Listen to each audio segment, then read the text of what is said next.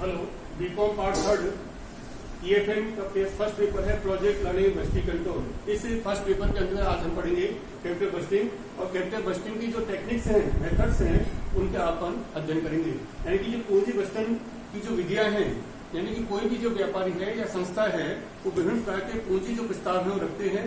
यानी कि जो कैपिटल जो प्रस्ताव है उनमें से किसी का एक चुनाव करना होता है या किसी को प्रायोरिटी देनी पड़ती है, तो उसकी बहुत सारी विधियां बता रखी है। तो सबसे पहली जो विधि है वो है ट्रेडिशनल मेथड, यानी कि परंपरागत विधियां। इनको हम परंपरागत विधियां जो कि वर्षों से चली आ रही है, उनके आधार पर हम पूंजीगत जो डिसीजन है वो हम लेते हैं। उसमें सबसे पहली विधि है पे बैक पीरियड मेथड, पुनर्भुगतान अवधि विधि। इसको हम पे अप विधि भी कहते हैं। पुनर्भुगतान अवधि विधि एक ऐसी विधि है जिसके द्वारा हम किसी परियोजना के चुनाव करने में उसकी जो पुनर्भुगतान की अवधि है उसके आधार पर हम ज्ञात कर सकते हैं। तो सबसे पहले आपको ये समझना होगा कि पुनर्भुगतान की अवधि किसे कहते हैं, पे बैक पीरियड क्या होता है। तो किसी परियोजना में विनियोजित राशि जितनी अवधि में वापस प्राप्त हो जाती है उसे हम पुनर्भुगतान अवधि कहते हैं। यानी कि मान लीजिए किसी परियोजना की लागत 50,000 रुपए है और ये 50,000 रुपए मान लीजिए प्रत्येक साल यदि इस मशीन को हम प्रयोग में लेते हैं, 50,000 रुपए मशीन काम में लेते हैं, तो संस्था को प्रत्येक वर्ष 10,000 अतिरिक्त लाभों की प्राप्ति होती है। तो इस हिसाब से यदि हर साल 10,000 रुपए की लाभ की प्राप्ति होती है तो 5 साल में ये पूरी जो विनियोजित राशि वो वापस प्राप्त हो जाएगी। तो इसकी पुनर्भुगतान की अवधि कितनी हो जाएगी, 5 वर्ष।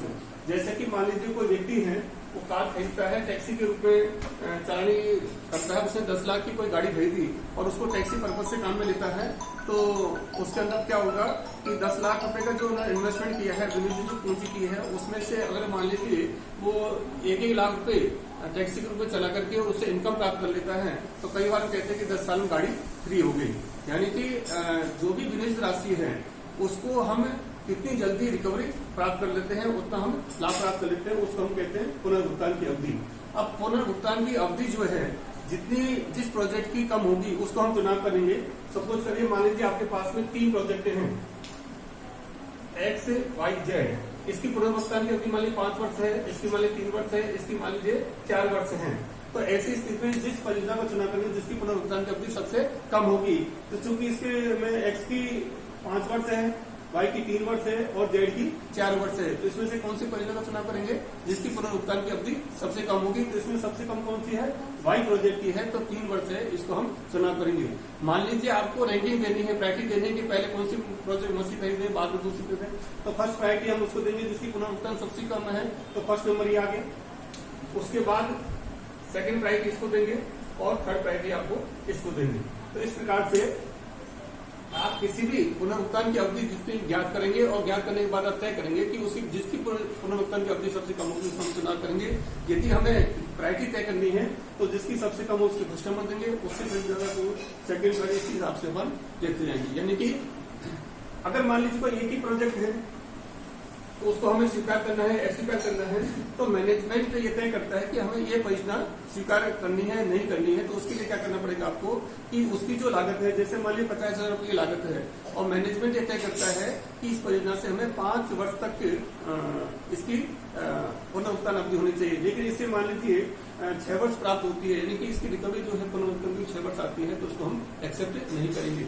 यानी कि जो स्टैंडर्ड फिक्स किए हैं मैनेजमेंट ने उसके बराबर या उससे कम यदि पुनर्भुगतान की अवधि आएगी उस परियोजना को स्वीकार किए जाएंगे।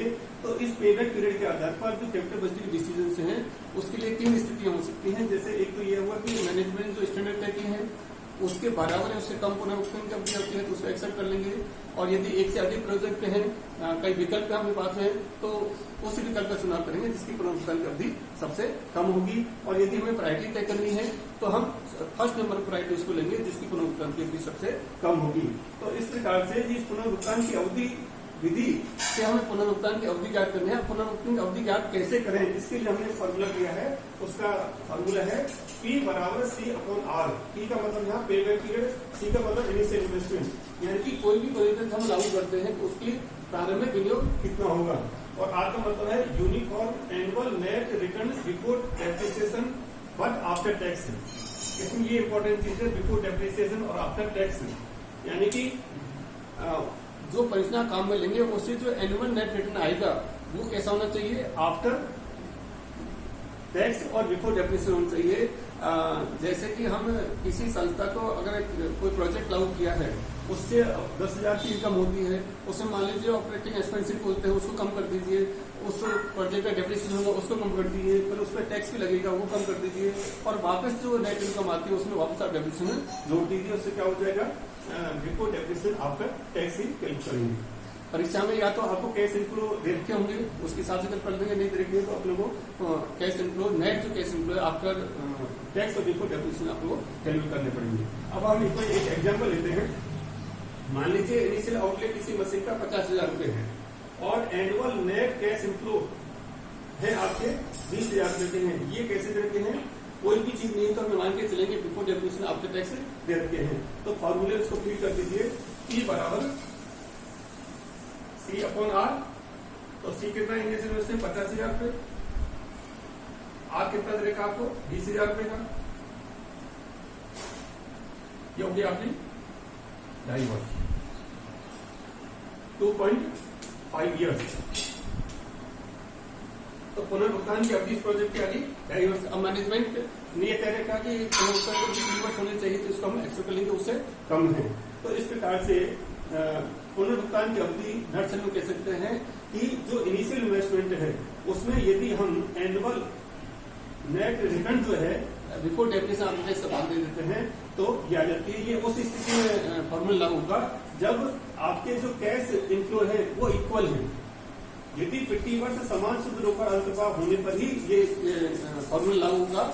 और समान का मतलब है कि प्रत्येक साल, जैसे एक मशीन है, मैंने आप पूर्व बताया था 50,000 रुपए की है और 10,000 रुपए प्रत्येक साल आप फर्स्ट ईयर में 10,000 प्राप्त होंगे, सेकंड ईयर में भी 10,000 है, थर्ड ईयर में भी आपको 10,000 है, फोर्थ ईयर में भी आपको 10,000 है, फिफ्थ ईयर में आपको 10,000, यानी कि प्रत्येक साल 10,000 रुपए आपको कैश इनफ्लो जो है after tax before depreciation same रहता है।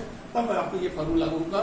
और यदि ये समान नहीं है, क्योंकि जरूरी नहीं कि ऐसी स्थिति हो कि असमान उस पर 10,000 का लागू होगा, कभी 20,000 का होगा, 15,000 का होगा, कभी 5,000 का होगा, तो वो आएगा असमान होने पर।